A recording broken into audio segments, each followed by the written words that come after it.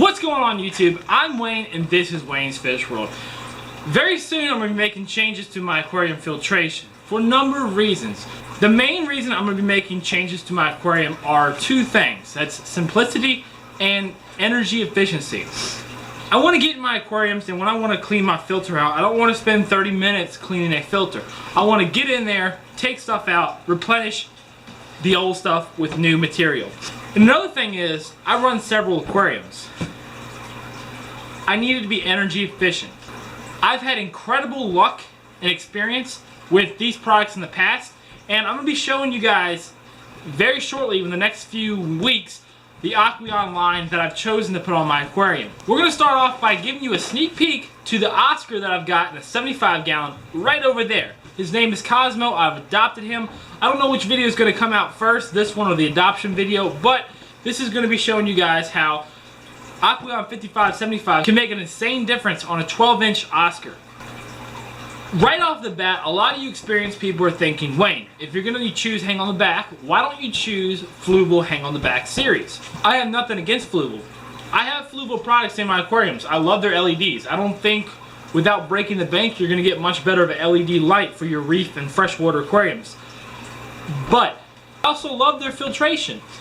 It's just, as much as I love their filtration, the key thing that drove me into the Aqueon was energy efficiency and cost. Another argument that you can propose is the fact that the Fluval line has a large basin area that you can put biomaterial in. That way your beneficial bacteria colony has a more porous area to colonize. My belief on that is I'm old school. A lot of you newcomers that are young aren't really experienced with the hang on the back methods, undergravel filters, corner filters, and sponge filters. You're really taught to believe if it's not a canister filter, a sump, or an extremely well-built, expensive hang on the back filter, it's trash.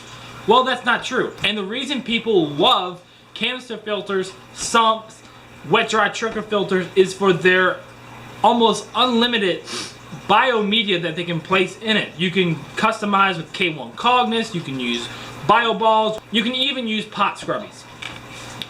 We're not going to get too much into it, but it does deal with this filter, so I will speak about it.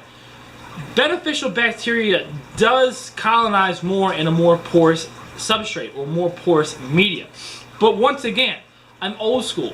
I believe wholeheartedly that your substrate is the heart of your beneficial bacteria. Beneficial bacteria doesn't just grow in the substrate. It grows on your driftwood, on your rocks, on your decoration, your plants, either it be live or fake, heaters, filtration, outlets, inlets. Bottom line, if it's a solid surface, the beneficial bacteria is going to colonize. Now, it is going to be mainly colonizing in your substrate because that's where the most surface area is. You can use a substrate that is very porous, and that would give you better surface area for your beneficial bacteria.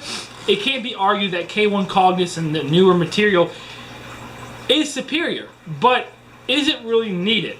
Your beneficial bacteria is only going to colonize as much as the bioload you have in your aquarium.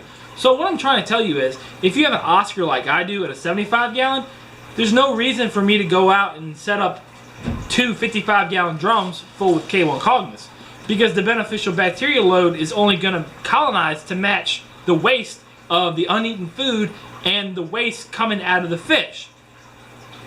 So just like in nature, if you have 50 rabbits, you might only have one fox. And the reason for that is, if there's more foxes, then the foxes are going to deplete the rabbits and lose their food source. And the same thing goes with the fish and the beneficial bacteria. The beneficial bacteria is only going to colonize, being the fox, as much as the rabbits, being the fish, can produce. So once again, I'm going to round that up. Beneficial bacteria can only colonize for the amount of waste that's in the water column. So without further ado, let's dive into the unboxing. The one thing I like about the Aqueon hang on the back filters, and I had several of these in use in the past, I've got a couple laying around, is the fact that they come in one containment. That's it. There's nothing else. Everything in the box is right there. So we can just discard this for now. It's got a nice plastic surrounding the filter. The filter is very large. It's not as big as some of the other filters out there on the market, but it is very large. Another thing that I absolutely love about this filter is the fact that the pump is submerged. And this is another key factor that won me over with this filter. If the power goes out or blinks, most of your hang on the back filters have to be primed. Well, guess what? This one doesn't, because it sits in the water column. So as long as the water level is above the pump, then it's going to automatically fill this cartridge. Another thing about this is that these filters are insanely powerful. This model, the 5575, is 400 gallons an hour. So there's not many components to this filter. We're going to go over all of them. But this is what's called a biofall. I really wouldn't rely on this to be your main source of surface area for your beneficial bacteria. It is a supplementation. This is nowhere near enough surface area to house beneficial bacteria for the fish that you have in your aquarium. But it holds several purposes that are beneficial to the aquarium.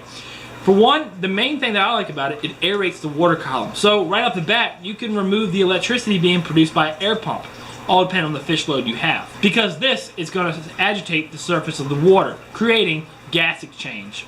So this biofall goes in very simply. You've got your little inlet right here. You just stick it right there. Water passes through these columns and goes through here, breaks apart, and breaks the water, creating gas exchange. This is the inlet that adjusts this. So if you have a deeper aquarium or a shallower aquarium, you can adjust this. Also, your filter cartridges. You've got two plates in here that act as a little bit of a surface material for your beneficial bacteria. Once again, this is just an aid. I would not rely on this as your main source of surface area for your beneficial bacteria. It is an aid. And these little grids go in here just like this sideways. Very important. A lot of people will try to stick them in straight like the Marineland series or the Fluval series. They actually go in sideways. And the one thing I like about these things, they're very easy to clean. You can also customize, which I'm going to do. Another thing I like about these little grits is the fact that you can customize. Take a look at this. If I don't use these carbon pads, filter pads, then you can fit a lot of material back here. I'm a big guy, and I can fit my hands, and I've got room to spare in both of these little containments back here. I can put chemical media back here, such as ChemiPure Elite, Phosphate material, anything. The imagination is the limit. I know in the past that Dustin with Dustin's Fish Tank was actually using his thing on the back as a refugium. Now, it might not be beneficial to your aquarium, but it might be beneficial to someone out there. That's the great thing about DIY and our hobby. Your imagination is the limit. So the next thing that we have in parts of this filter is the filter pads. Now, this is the filter pads. They look very finicky. They look like they're going to fall apart, but I've used these without no problem for years. These things hold up extremely well. Even though they're just poly, I guess they're sewn together just correctly enough to the point where they're not going to disintegrate. These things take years and years and years of abuse before you have to replace them. I don't. There was one filter I had going for several years. It was an Aqueon 10 that I never replaced the filter pad because I just kept cleaning it off. If you want to replace your carbon media in these things, then all you have to do, what I do, is I take a knife or scissors and I cut a little slot right here. I take a tablespoon or however much I want, and I just pour carbon in there, and that's just going to add more benefit. That's just going to add more chemical media to your filter. Media reactors are definitely superior than any hang on the back filter. I'm sorry. It doesn't matter what brand you have unless someone comes out with a huge filter with a built-in chemical media reactor. But the fact of the matter is you can fit a large amount of chemical media in here and you don't have to break the bank about going out and getting a phosphate reactor or a carbon reactor because it's not going to be as efficient, but it won't perform as efficiently. So carbon filters go in here just like that behind these little filter pads. These things are great. They're very easy to install and take out. And once again, they have a little name on here, so your front tier, so you know not to put it in like this. I don't think it's going to make a difference. Maybe it has something to do with the flow. But if someone knows, put it in the comment section below and correct me. And they just go in like that. You do not have to rinse off the carbon dust. It's not going to harm your aquarium. It's just a grounded up version of what's in these things. It will make the water turn kind of black, but the filter will eventually collect it or it'll settle in the bottom of your substrate and be hidden. So another thing that they offer with these Aqueon products is the fact that you get little coupons. So the next time you go into PetSmart, Petco, wherever Aqueon products are sold, you take these little coupons in and you can get $2 off water care or some food. You've also got your Aqueon manual. This thing's so simple, I don't believe you need a manual because, once again, you can't put this filter together without putting it together correctly. It's very, with all due respect, idiot-proof. It's very idiot-proof. And if you need help, you know, you've got all the directions. Even a young kid who's inspired by my channel or others, who's got the spark of passion ignited in them, they can figure this out. So, no worries. And the last thing that's in the filter is this little piece right here. And this is just a cover plate. And that sits in just like this. And what that does, it just prevents splashing. You do not need it. It just helps direct water flow behind the filter plates. That way it's getting optimized performance in the filtration. So you also have the cover plate. Don't get me wrong, I love my Fluval FX6 and canister filters are good, but they're a pain in the butt trying to maintenance, especially the Fluval line, because it has twist knobs all around the top of the canister filter. That's not a bad thing. It's absolutely wonderful. That's what they use in like your sewer injector pumps in your houses because it performs a tight seal. You're not going to get any leaks. One thing off the bat, if you experience air bubbles coming out of your Fluval FX6, tighten those things down and you will see those air bubbles go away. If you still see air bubbles, you might have a leak in your tubing somewhere. But the fact of the matter is, as good as it is, I like to make things simple on me. The simpler it is for me to perform maintenance to my aquariums, the more likely I am going to do it. So I tend not to clean my Fluval filter. I've had that filter for a couple years now. Maybe I've cleaned it 4 or 5 times. It's not a good thing, but the Fluval FX6 is such a strong filter, it can handle that. And that's my laziness going into it, and it's not good. So, what the main thing I really love about the Aqueon, and the reason I got some Aqueon filters, is the fact when I want to clean it, check this out. Check this out. Boom, boom, clean it off, or throw it away, and put a new one in there. So, this is one of the things I also recommend you guys doing. If you want to throw a filter pad away, only do one at a time. There is a massive amount of beneficial bacteria collected in here. This is where all the waste goes for the most part. This is where most of the beneficial will colonize because this is the waste's stronghold. So what I recommend you guys doing, this is what I do. In the past, I would take one at a time, throw this away, take the package, open a new one up, and insert a new one. Or what I mainly do now is I'll just take one week or every 2 weeks or whatever my schedule is, whatever my bio load is. I'll take it under the tap water, not chlorine water. If you want, take some aquarium water, siphon into a bucket, clean this thing out, put it right back in there. And that way you've still got a lot of beneficial bacteria seated in this filter pad and you're still getting excellent filtration utilized by that filter pad. Other than that, you put the lid on it,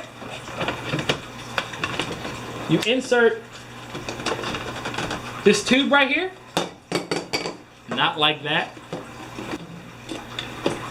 just like that, and then you're gonna